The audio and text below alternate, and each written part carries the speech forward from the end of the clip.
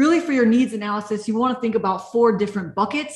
You want to think about what are your learner needs, like who are your learners, what are their needs, what kind of role do they have, all those different kinds of questions. You want to think about the organizational needs, and that usually is kind of what are the needs of the organization, what is the business goal or the business change that has to happen.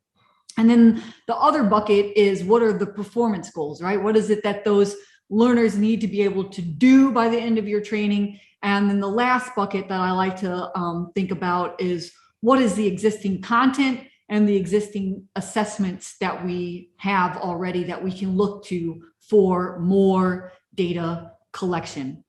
And so, of course, you start at the very beginning, like, is this a knowledge, a skill, or an attitude gap that needs to be solved with training? And then you go through the rest of the needs analysis. If you say, yes, it is a knowledge or a skill gap, well, then you can go through the rest, right? Like, who are those learners? Where do they live? What is their role? And then your performance goals. What is it that they need to be able to do? How will this impact the business, right?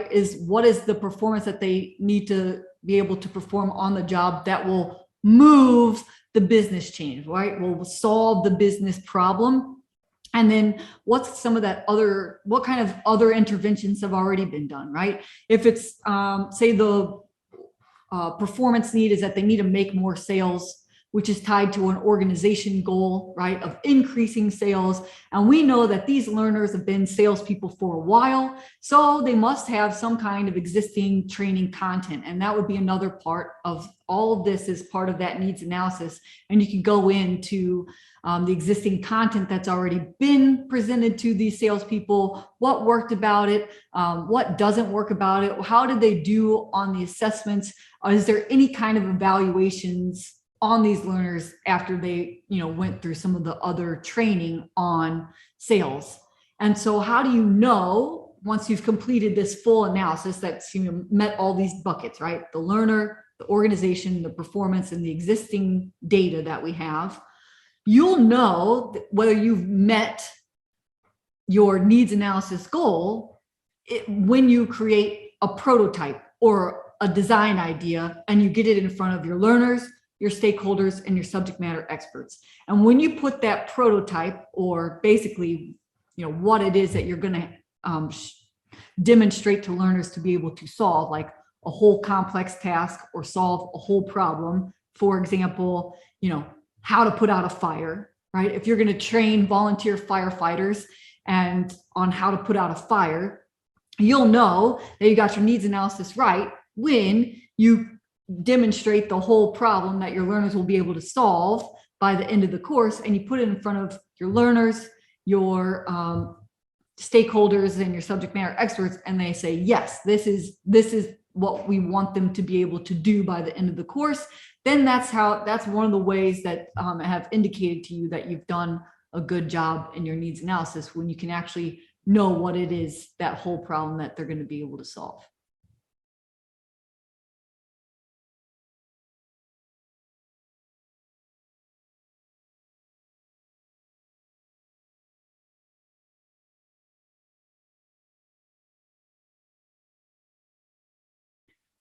All right, when a hiring manager asks you what does a good e-learning course include, they are looking for some specific things. And specifically, I think what they're looking for is your course problem or complex task based, as in, like, are you actually having your learners perform and do something? And are you teaching them how to do something throughout your course without being information overload?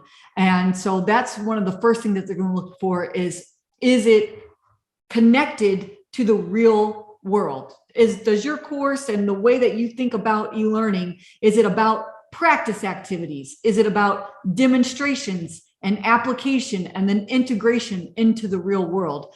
Because I think sometimes people get this question and they think things like, oh, well, the visual design is good and it has a lot of interactivity. But really the heart of this question is to talk about finding the purpose of a course, the performance goal, and then all activities leading to a performance by the learner. And that's really what corporate hiring managers are looking for when they're asking their interviewees a question like this. Instead of you thinking about the information that you've got to put in there, instead of you thinking about like drag and drops and things like that, instead you want to highlight the design thinking behind what makes a good e-learning course. And that is activation of what they already know, demonstration of what they'll be able to do by the end of the course, application of what they have been demonstrated to in the course so that they can actually practice, and then them being able to integrate that into their actual job. And that's the buckets of things that I would focus on when they ask that question, like what makes a good e-learning course. And then of course, you can get bonus points if you include things like the STAR method. So if you include an example of your own and a situation that you've been in where you considered these things as part of putting it into your e-learning course to make sure that it was effective, that's going to be even better for those hiring managers to hear you talk about, your own experience, how you used these different principles in your own experience to create a good e-learning course.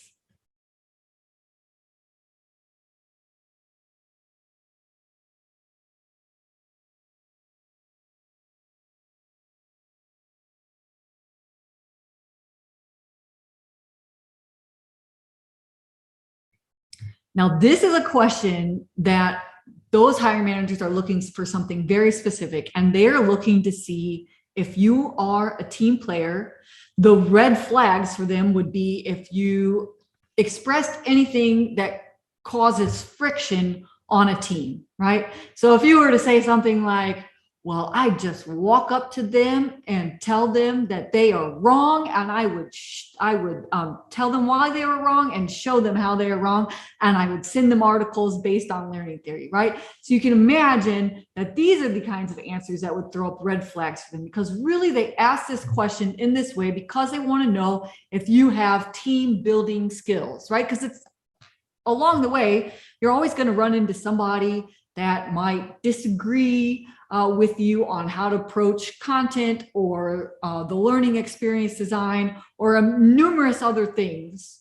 And so what you want to think about is how to answer this question in a way that makes you show up like a team player. And the best advice that I'd want to share with you about when you're answering this question is to talk about how argument does not solve any problems, right? And so if I disagree with somebody's input, instead what I would do would be to accept what it is that they have shared with me. I would ask some questions about why they think the way that they do, and I would find a way where we can find some kind of shared agreement space.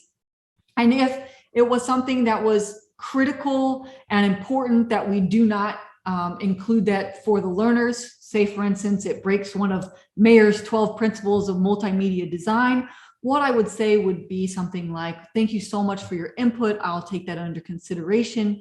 And then I might build a prototype of what it would be to include their feedback and a prototype of what it would be to include the way that, I think would be correct. And then maybe I would show both examples, because what you want to think about, when you disagree with somebody is you're never going to win by arguing with your words. Instead, it's better for people to lead themselves to their own conclusions. And how can they do that is if you actually show them their ideas in reality. And so that would just be one kind of an example of a way where you can not necessarily win an argument, but you can win over somebody to your way of thinking by showing them what their idea looks like, and in many ways allow them to also save face. Like they'll say, oh, I can see that now.